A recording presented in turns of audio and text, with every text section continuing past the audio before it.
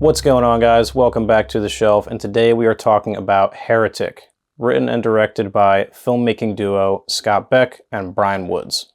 If there's one thing I'm a sucker for, it's A24 horror films. So what you've got with this movie is these two women, and they are sisters of the Mormon Church, which is not something that I'm very familiar with. I'll just be upfront. And they are making house calls, and they arrive on the doorstep of Hugh Grant, and they are sort of lured in by him under false pretenses. And yeah, they go inside against their better judgment, and the movie begins. Right off the bat, and also what I was able to gather from the trailer of this movie, is that, you know, these women go into Hugh Grant's house and something bad is going to happen. Hugh Grant is like the lifeblood of this movie. This movie kind of hinges on him and his performance. And he's able to strike a really fine balance between very charming and very creepy. I thought this was a really great role from him. I don't think I've ever seen him in anything like this, and I just found his performance to be very captivating.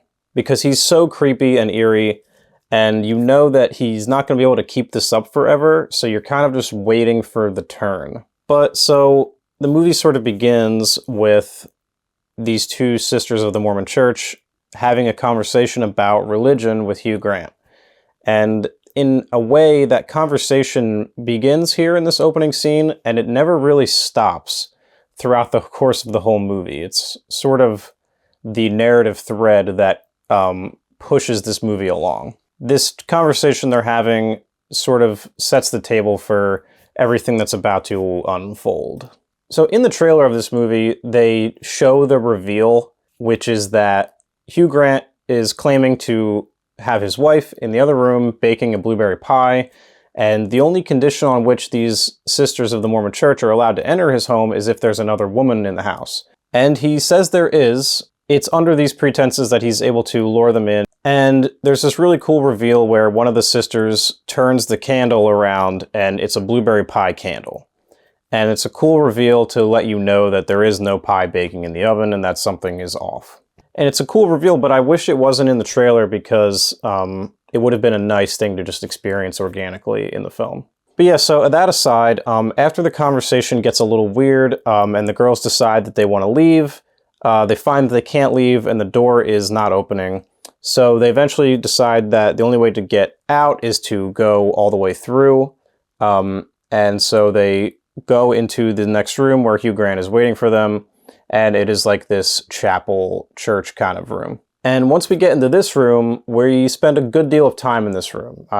Get comfortable once they enter this room because we spend a lot of time here. And basically what you have with this movie is Hugh Grant is this theologist, and he has sort of made it his life's work to study every religion out there in the pursuit of finding what the one true religion is. It's very important to him, and he decides to make it his mission to prove to these two devout girls that what they believe is not true.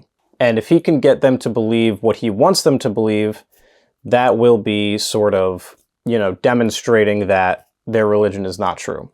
Because if he's able to turn their belief system into his belief system, then it means that the religion that they were, you know, subscribed to didn't really amount to much at the end of the day. The movie is very dialogue heavy. It is a lot of dialogue, and it's all sort of centered around religion and, you know, all the ins and outs of it, and Hugh Grant trying to impress upon these two women that, I don't think in his mind he considers them to be very smart or very intelligent and very knowledgeable of the subjects on which he is trying to preach to them about. The events of the movie play out, and it is sort of just this ongoing conversation, this push and pull between the girls and Hugh Grant regarding religion. And I'll just be honest, you know, I was really on board because the beginning of the movie is very tense. It's very suspenseful because you know that there's going to be a turn coming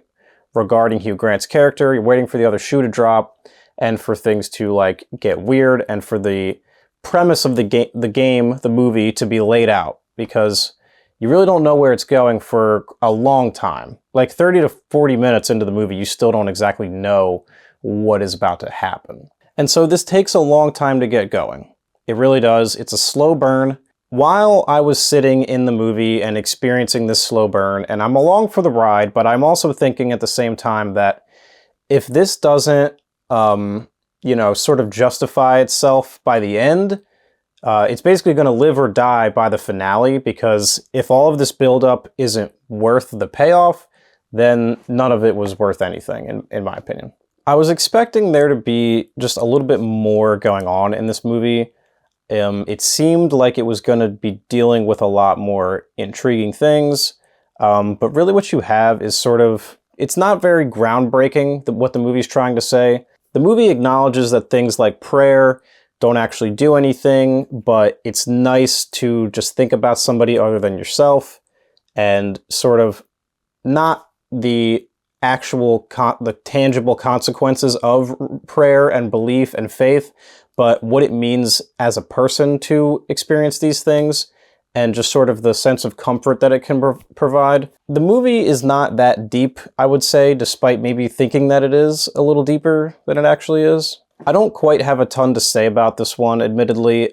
I had sort of high-ish hopes for it. I was excited for this, and ultimately I was just kind of let down by it. I was really along for the ride, but ultimately, by the time that it all wrapped up, I didn't feel like it was doing anything super interesting narrative-wise. The way it's all set up and the way that it kind of plays out didn't really measure up, in my opinion. It was sort of positioning itself to be doing something really interesting and perhaps playing with, what is real and what isn't. And it does kind of do that towards the end without getting into spoilers. But yeah, ultimately, I just wasn't super in love with this. So what I will say is that if you like slow burn, dialogue-driven movies that are dealing with interesting enough ideas, I would say go check out Heretic. It's not a bad movie, but ultimately I just found it to be sort of middling. The movie does some interesting things in the final act, and I think that it's going to make or break this movie for you. If you sit through the first, 90 minutes and the last 20 doesn't feel like a payoff to you, then, you might come out of this thinking that maybe you wasted your time. But anyway, what did you guys think of Heretic? I would love to hear your comments down in the comment section. Like the video, subscribe if you haven't. We talk about new movies, old movies, horror, physical media, all that good stuff. So with that in mind, please take care and watch more movies.